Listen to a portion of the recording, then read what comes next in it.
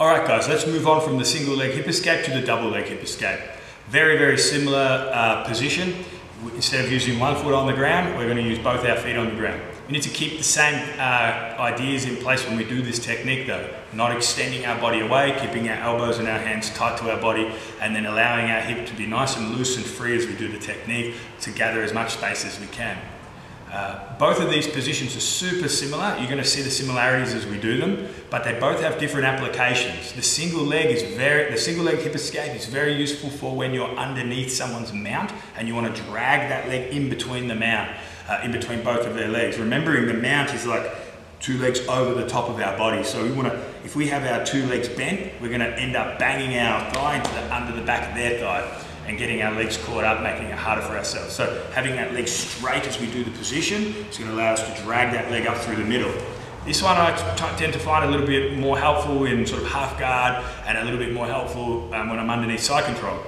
I'm not looking at trying to drag that leg between the legs because they're on my side. So I'm just looking to try to create some space, and the 2 feet on the mat is going to help me generate a little bit more power when I do that position. So we're going to start again.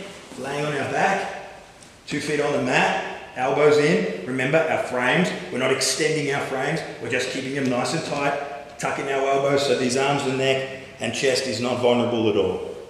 From here, 2 feet on the mat, we turn to our side.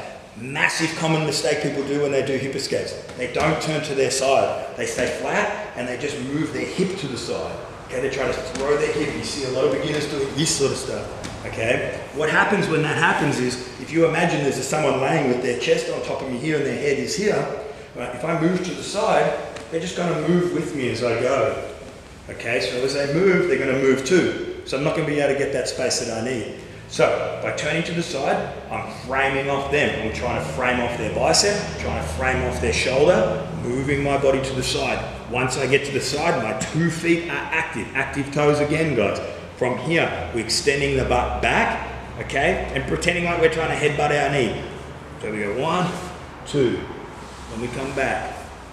2 feet on the mat, turn to the side, toes into the mat. 1, 2. 1, 2. Whenever I'm doing these drills, guys, I'm always visualizing someone on top of me, someone on side control. Okay, so I'm always pretending like there's a person on the opposite side to what I'm moving. Okay, so on the same side that I'm moving. Sorry. So if I'm hip escaping away, I'm pretending that there's a person facing here. Cool. So that's why I'm working with my frames. And you can move your hands around. You're just not extending them away. So you're blocking, turning to the side. This one's on maybe the wrist, this one might be on the bicep, this one's pushing the shoulder, framing across the top of the, sort of across the collarbones, okay? 2 feet in the mat, pushing the hip away and coming back. 2 feet in the mat, pushing the hip away and coming back, okay? Cool? So that is our double leg hip escape.